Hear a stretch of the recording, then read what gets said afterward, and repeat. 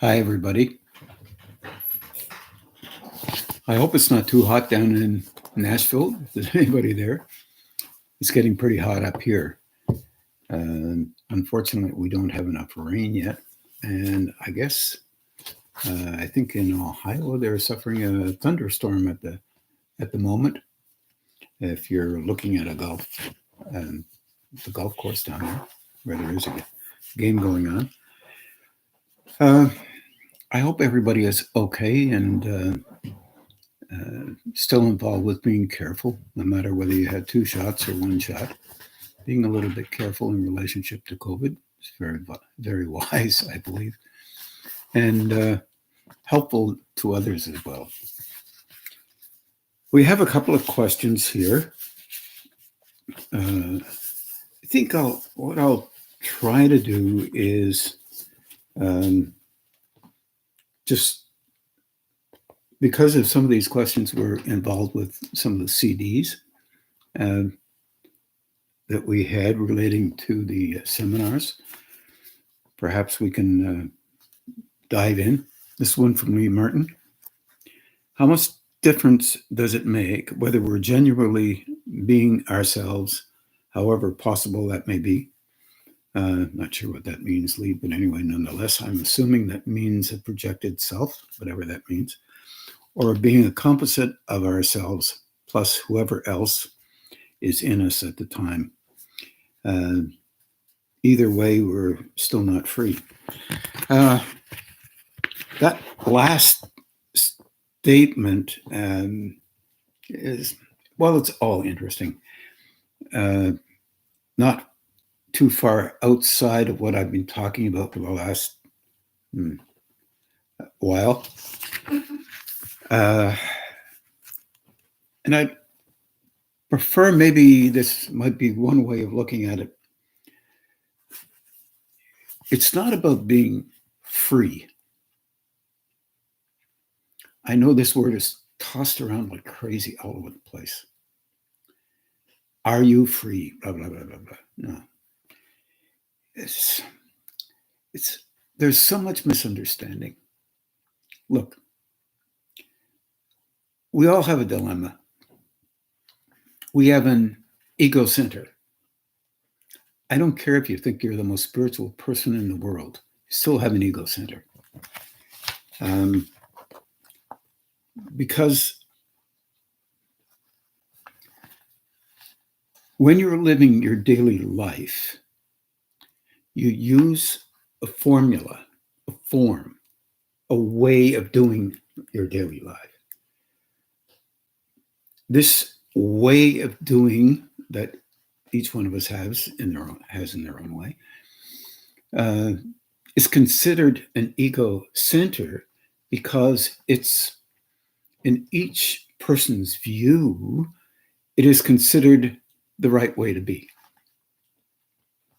from whatever perspective you're coming at it from. Most people are coming at it from the point of view that relates to kind of directly to and from early programming. And I hate that word programming. Well, let's say the way you have trained yourself to be and are trained to be, and it's often not recognized. What is recognized is what you believe you need to be valued by yourself in the way you believe you're functioning with respect to others, as well as with respect to yourself. And that is a composite of reflexes, reactions, responses that you could never have or did have when you were being helped to be to move in a direction to be an adult, whatever that means. This makes it very difficult because how your trainers appeared to be personally is copied by you. If they were kind of elevated in terms of, let's take one, financially elevated, um, reasonably well off, not perfect, but reasonably well off, or had an estate, or didn't have any of the above, but they really believe they need to act a certain way to be accepted by other people who they called friends or they called confreres. You tend to be that way yourself. I know people will say, I would never be like that. I would never want to be like that because I didn't like it when they were like that, except that you are. So, nonetheless, this is not a judgment or an assessment. This is just how we tend to be. That's all. So then you begin to allow yourself to see through that, let's say, maze of how you think you are or are not. And you begin not to judge yourself at all. But you also begin to understand, my God, if this is common for me, if this happens for me, is it possible it might happen for others? Yes, it is. So you are a composite, a mixture of how you make sense of your personalized stories, how you are meant to make sense of the world based on how others presented themselves. And if it seemed to be of value to them, then you would unknowingly copy those methods of expression and not even know you're doing it. This is not a devaluation. This is just, oh, that's how we learn. Wow. Okay. Now, when I say composite, I also included, I think it was, if I'm not mistaken, according to Lee, it came out of one of the CDs. So composite means that plus an energetic engagement with others. Someone thinks of you often 700 miles away. They don't like that you get all the attention and they don't get enough. In that individual, there are reactions. That reaction is literally because they have you in their mind. It's kind of an imaging thing, imaginary thing, but nonetheless, they have a concentration of a kind, frustration or vulnerability in them, which is difficult to handle. So they see you and they have a frustration about you. That is transmitted 700 miles in a single second, faster than the speed of light. You don't have to believe this. This is just how it works. We're never going to understand it works that way unless you allow yourself to perceive you and your interaction with others, your elevations, or you're feeling down, or you're right in the middle aspect of that saying, oh, I know that happens. And yeah, okay. Nothing much you can do about it. But it happens with everybody. I don't care who you are. You have had frustrations about other people for reasons that relate to your own insecurity in some way. So you are doing that as well as others may do it. What? Doing what? Having a reaction to somebody. And in fact, transmitting that reaction to others. If you're not real close to each other, then the other person never gets to see it, but they get to live it. Now, they don't live it in the way that you necessarily sent it, You may send frustration, but their frustrations come out in their relationships with the people they know.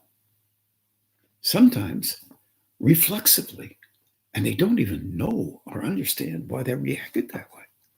This happens consistently. This is part of the composite of a human being relating to the energy around, inside, and passing through.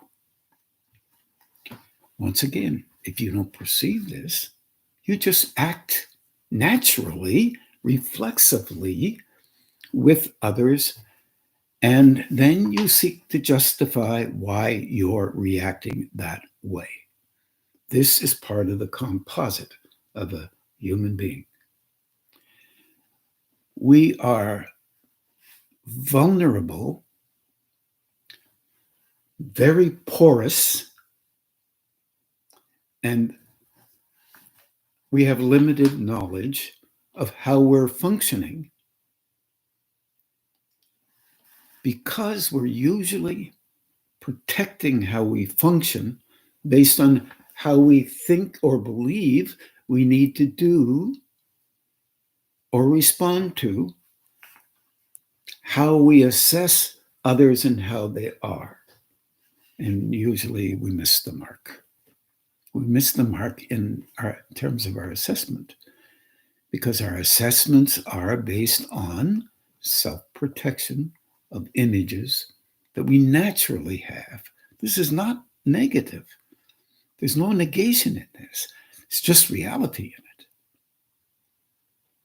And we do not wish to change anything we have within ourselves that would protect us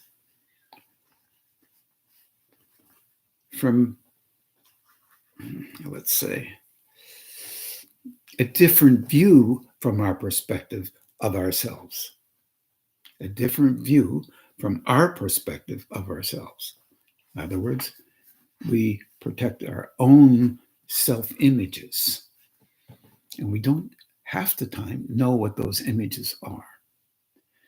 So cultivating an interest in the discovery of how we function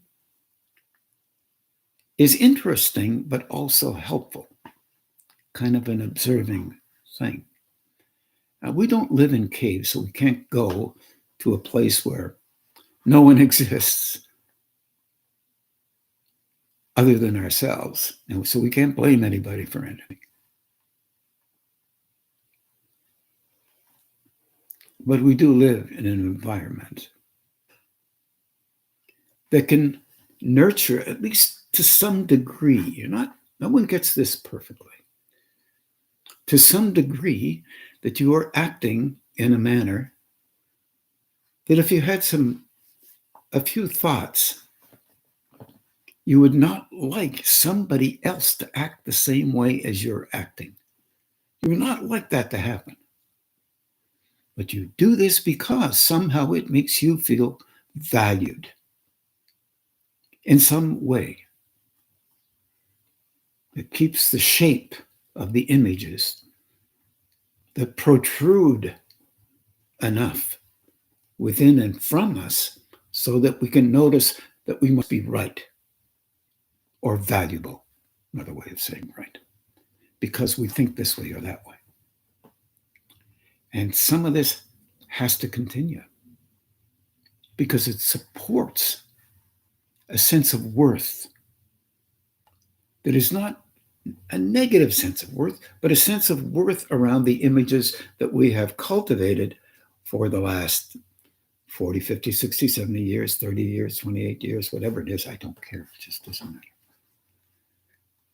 So agreement, like, you don't have to agree with me in this, but if you can notice sometimes some of the thoughts that you have that are relative to your own support relating to images that you use because you're vulnerable, then you can begin to say, wow, I don't need to do that as much. And the vulnerability will soften down. In that softening, you can see better how you naturally function. The dilemma with this is that you become judgmental about yourself. And that's not the object of this. And the object isn't to be a perfect person. We can't do that. Oh, maybe some of you out there believe you can. And some of you think that that's a possibility. Even in relating to spiritual orientations, there's no such thing as a person who is perfectly able to handle all of the bits and pieces that go together to build an image that you've practiced protecting all your life, and then rip it down and make a new one.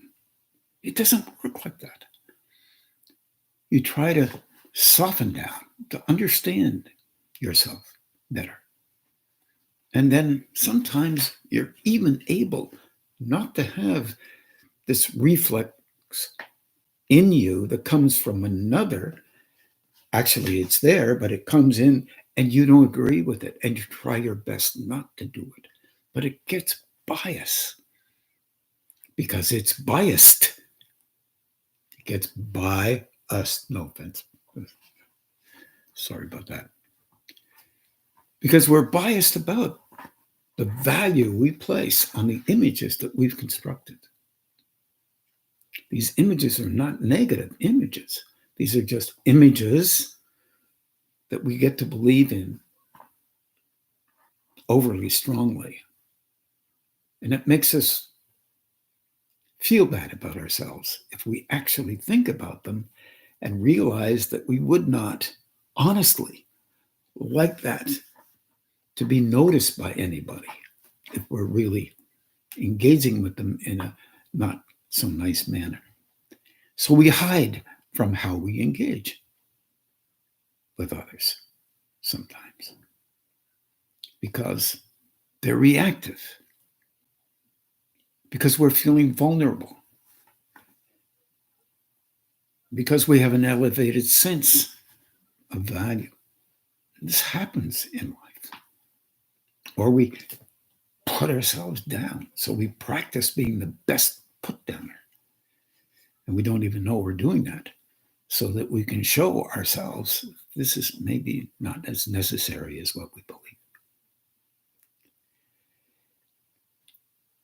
The cultivation of a fusion with a higher state is an act through which you allow yourself to understand that you're a human being. And you have these things that you do, and you attempt to soften them down. There is a kind of trust through action that occurs related to fusion between a higher state and the lower states. If it is noted that 60 to 70% of the time you can allow yourself to perceive yourself doing things on a daily basis that you would attempt to try and soften and know you can't get it perfectly. Know it not just because it's as something you say, but know it for real. It's in your heart. You know it. And then you reach into that and try and do the best you can with it. Then as increased energy operates into you from a higher state, there is a fusion between that lower state and the upper states, that lower engagement with life that we all have, and these little bit higher states, because there are many. It's sequential. You work on this one, and if you can do that one, then something else can happen. It's not a trophy you get, and you're called spiritual, and you get a kind of insignia there. It's a movement towards allowing yourself to be okay with looking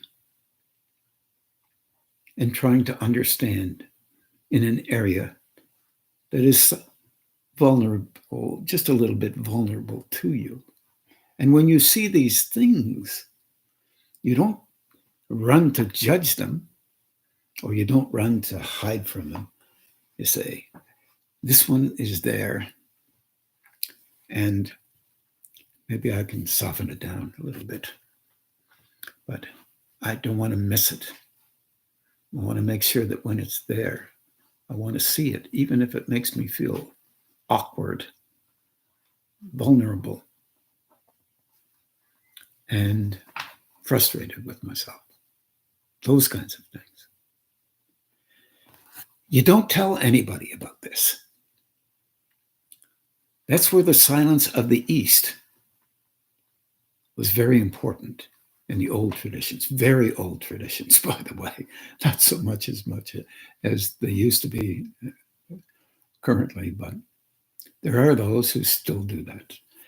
And what you're seeing is you become a friend to yourself. You begin loving because you want to be kind within you. You're loving in you. Okay, I got that. Okay, now I'm okay. I see I do that. And it's hard for me to stop it, one could say. But it's okay. I caught it. At least I see it. And I understand that others, when they do these things, they can't see them. That's what you would say to yourself. And even you would not be able to see them all. And even see it when you feel you're justified in doing things. But you allow yourself to slowly soften down.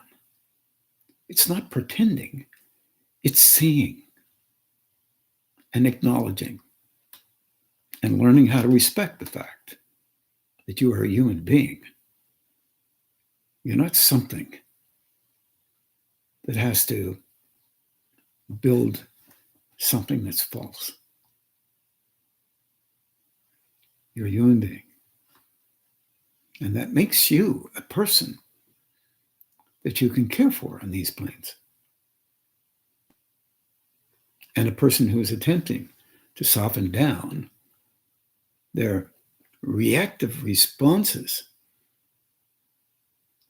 and to the best of their ability, and knowing full well you won't be able to do it all the time. Because that's an act of compassion and an act of love.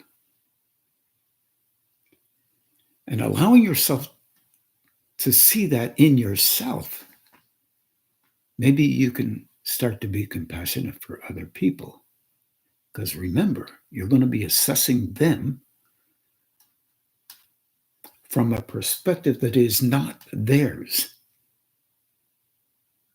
In other words, you will misread them.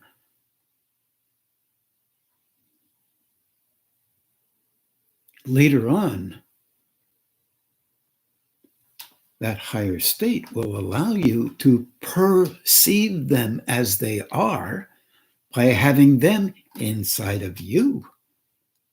You're seeing, your internal seeing, and you will see them as they are. And now you have to learn not to talk, not to speak of those things the way you would have previously when you would consider trying to outdo them in a competitive manner. That higher state doesn't comply with that. The lower states do. This is what our whole world is made up of. This versus that, them versus me, and they are wrong and you are right. That is a fusion related to these planes only, and it's very coarse. But it also is an act of survival under some circumstances. It's a survival of the images that you've constructed for the purpose of being the you believe you are. No negation is involved with that. It's just how it works.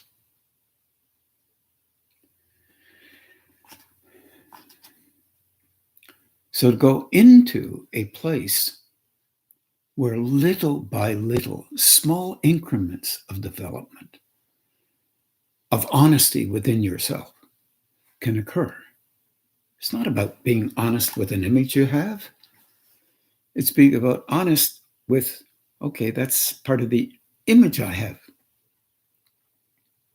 And in having that image, I must profess to protect it.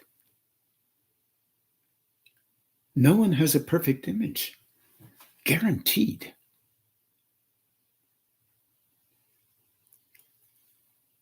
However, there'd be some that won't agree with that one either. It is allowed not to agree with that, because that's part of what we do. We have to think it through. We have to be okay with reconsidering.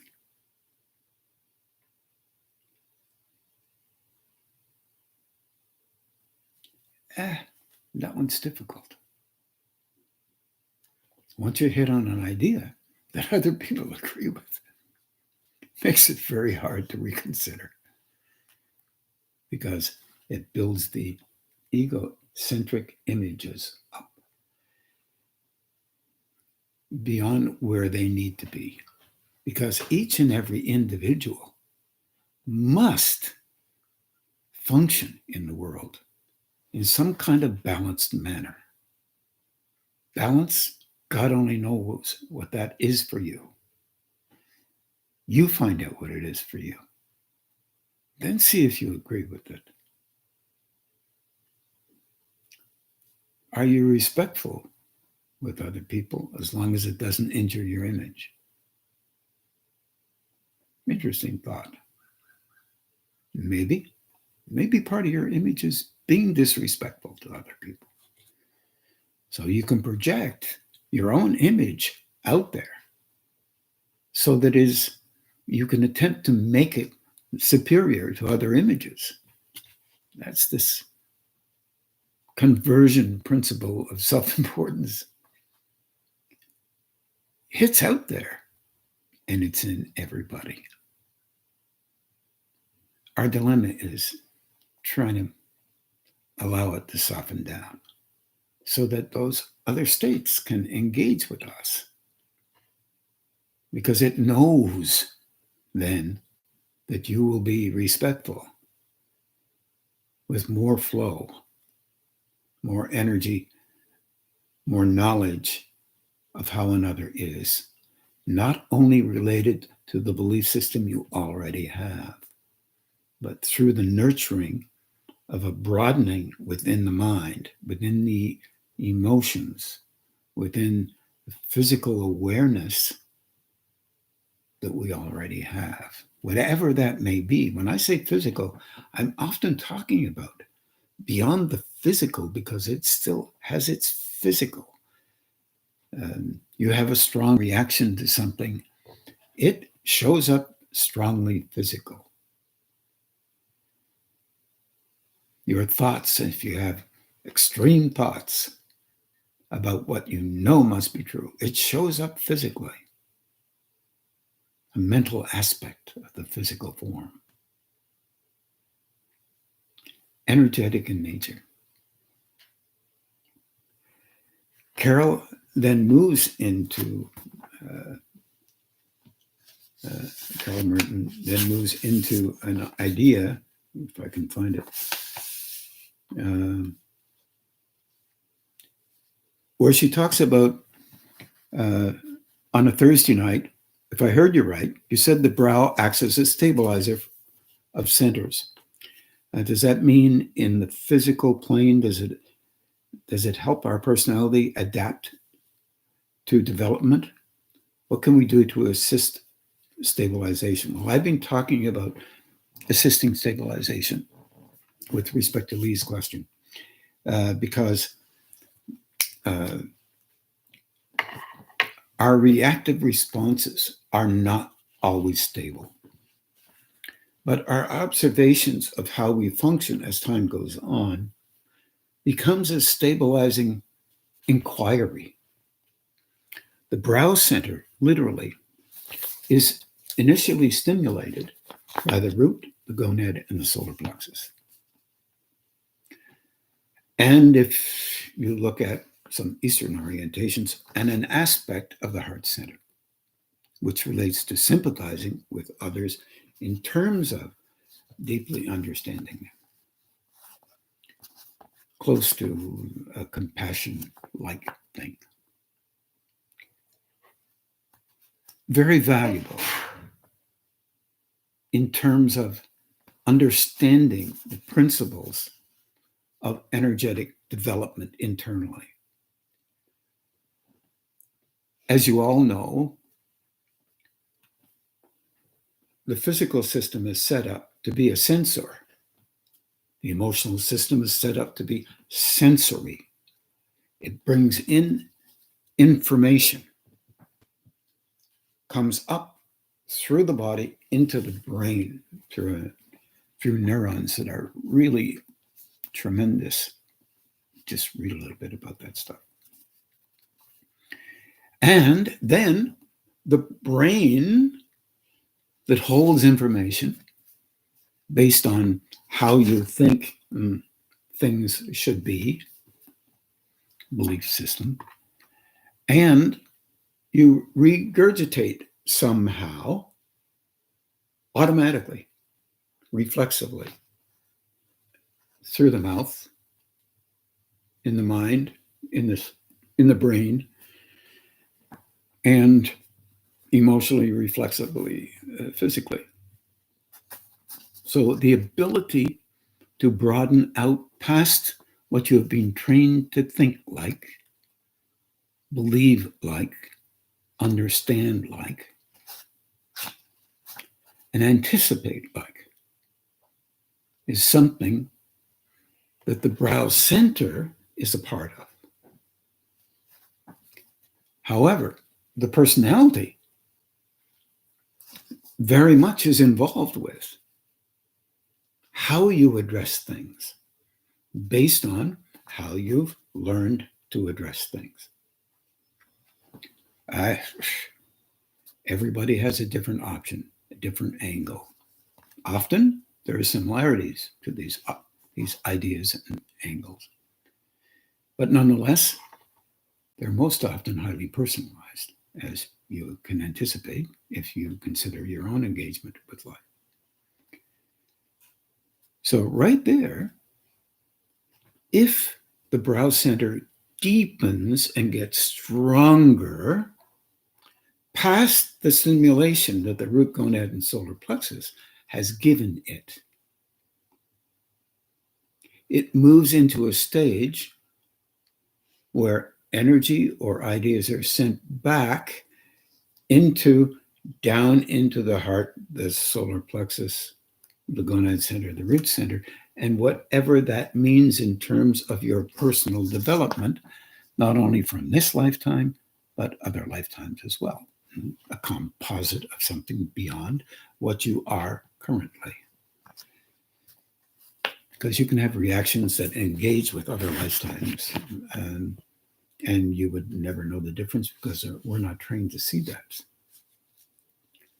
But you often have reactions and wonder why you had that one. I'm hoping.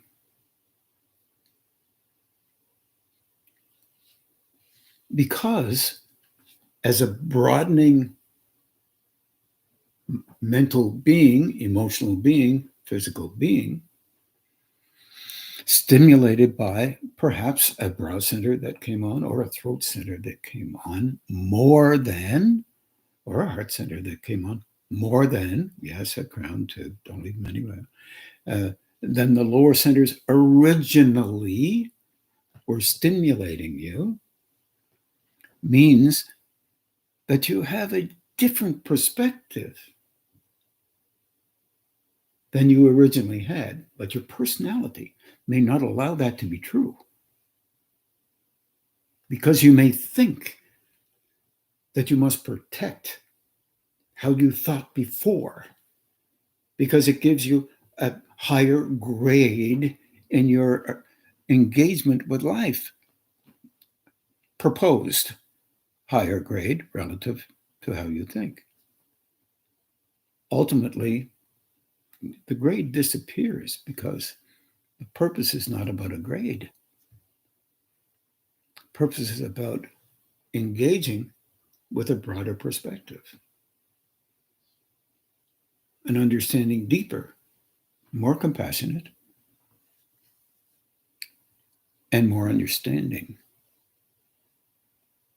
You could say more loving, but also more perceptive of that flow engaging in and through you, whether it be from others, whether it be from past lives, or whether it happens to be from higher states. And that's only the beginning. So I would say that once that brow center is open a little bit more, it sends energy down to broaden out the personalizations. And how does it do that? It helps you to see clearer to some degree, to notice without being afraid, and fear is a big deal, that you will lose importance in the eyes of those you value. And in fact, you will not lose importance. Because if those people who you think value you truly, they will still value you, and even more, because you are attempting to allow yourself to see in you. And those higher states can then engage with you, literally beyond what you could allow yourself to handle. What does that mean? It means becoming more capable of perceiving deeper levels of how you function and how you're growing, and be a part of your helping and not negating or elevating, whatever. So it sounds confusing because our relationship with how we've been trained is predominantly involved with being more important than the person over there, or certainly as important, and on and on in this competitive style.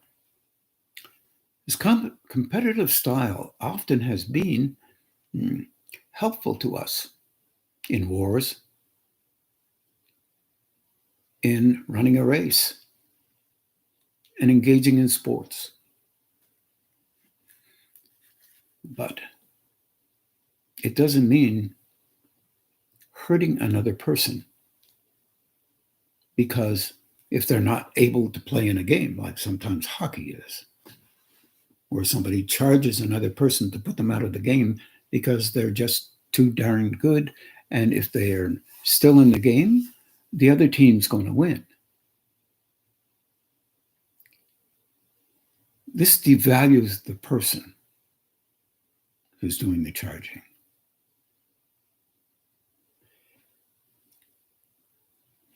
It's a dilemma because this kind of mentality is involved everywhere, including spiritual dimensions related to these planes.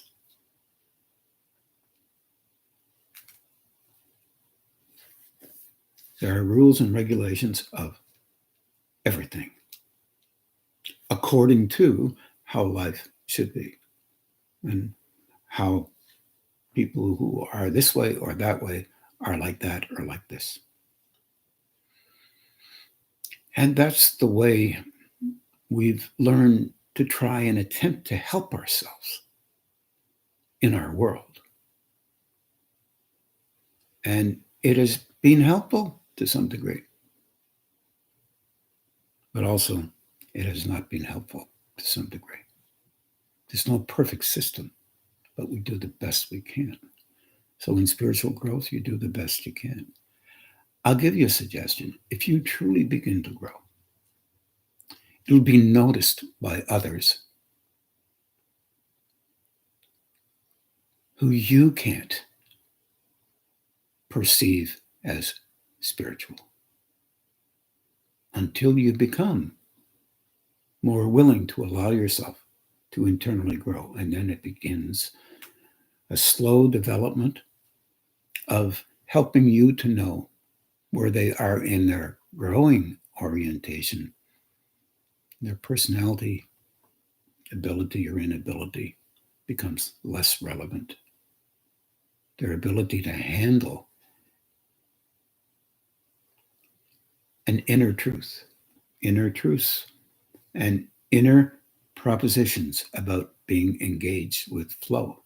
In other words, if energy can operate through you without you interfering with it and without you taking credit for it, it will do so for the betterment of others. It will only do so for the betterment of you if you are capable of understanding that that's what it's doing. And it will do that relative to the helping of you. This is a really important thing. This relates to love and compassion. And it will not in any way stop helping you. It will stick with you and will help you to understand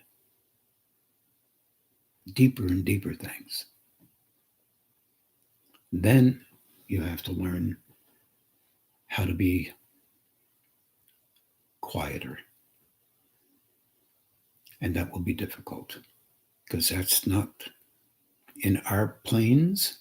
It's not the season for that. The season for that is in relationship to engaging with higher states. Let's see if there's another. Whoops. Better throw these on.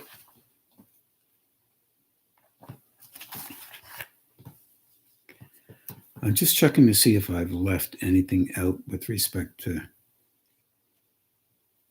that question.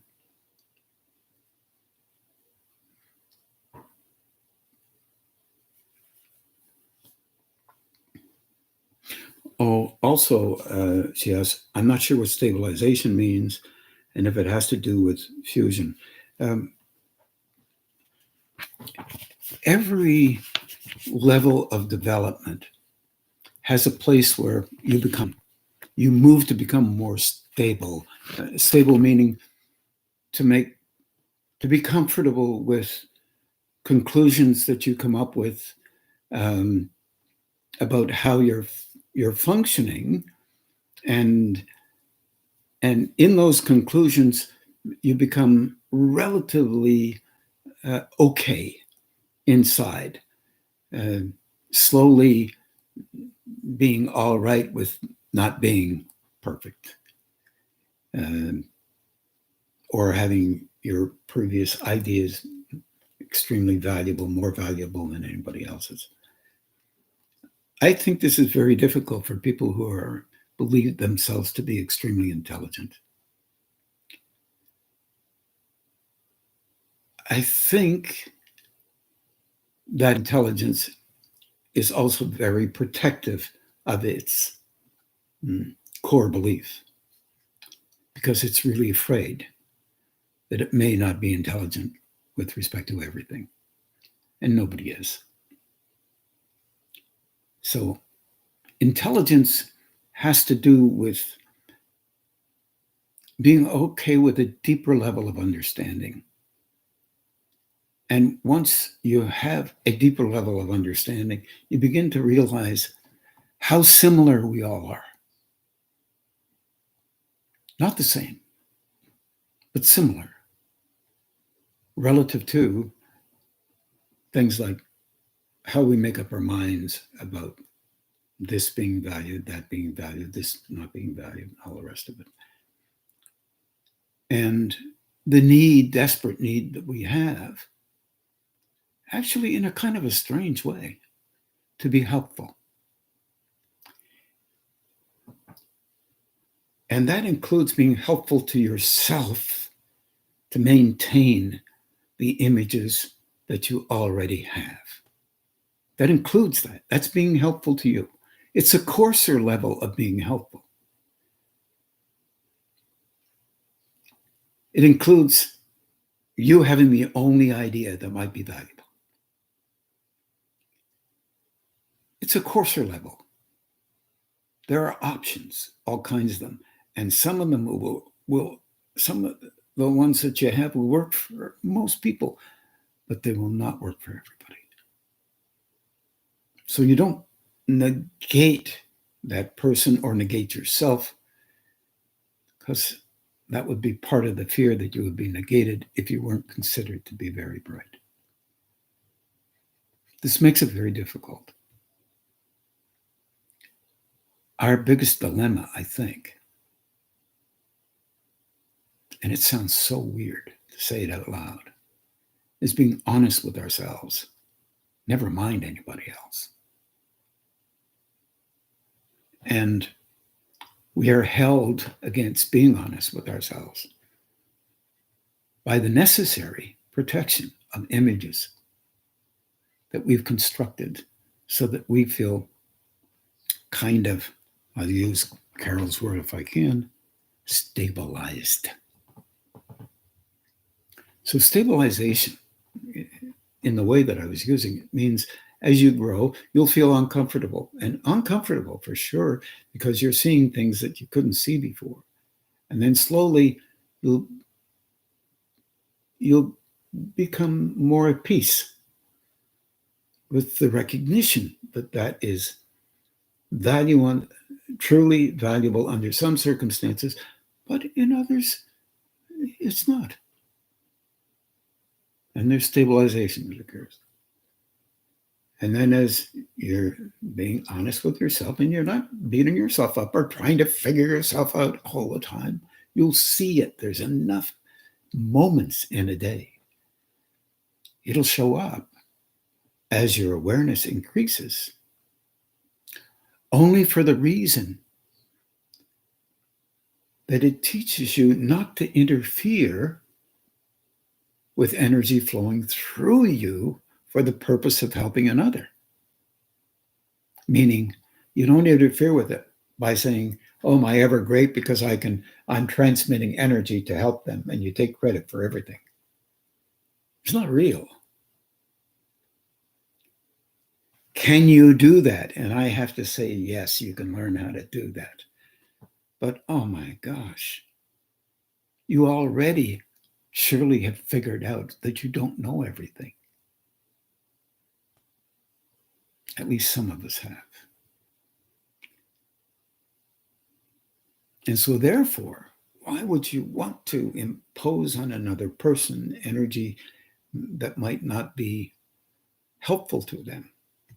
You would want not to interfere with that flow operating through you, but you would want to see it occurring, perceive it occurring, and understand that that may be helpful. And then recognize the inclination you have by not interfering on a personalized level with what is attempting to be helpful to another. And I would think that all of us can at least get the general idea of that one, for sure. Let's see if I left anything out here. Finding a balance, whatever that means, everybody has a balance in the personality that they believe they have. They believe it balanced, relatively speaking. But that belief may not be as clearly true as we believe it needs to be. As we believe it needs to be.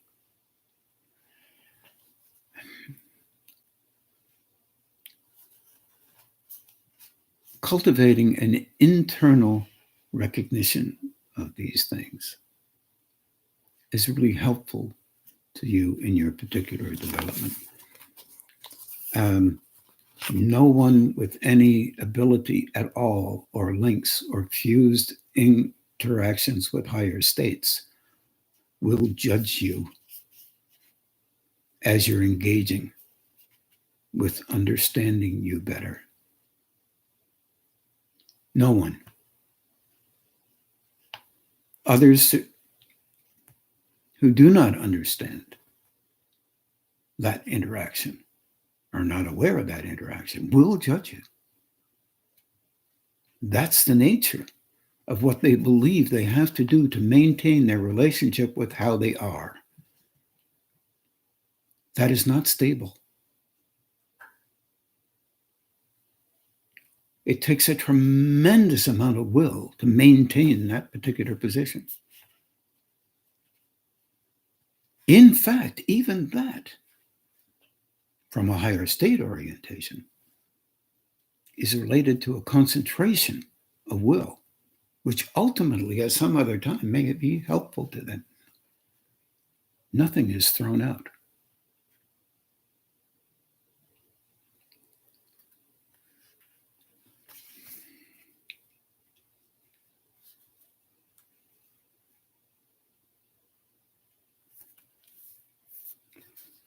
Remember that you have a reflex internally related to fusions on different levels, coming togethers on different levels. You will have a reflex to bring together at every increase in awareness or in understanding, and this is not a mental thing only. This is a perfusion of engagement throughout the whole of the system, physically, emotionally, mentally.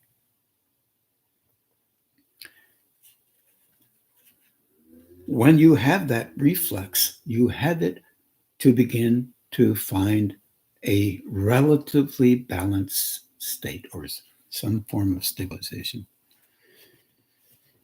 So I wish for everybody the best you can in relationship to being as stably engaged with yourself and others as possible, meaning finding a balance in your great need to follow how you have been trained to engage with others and yourself. And I wish you well in every second of your growing.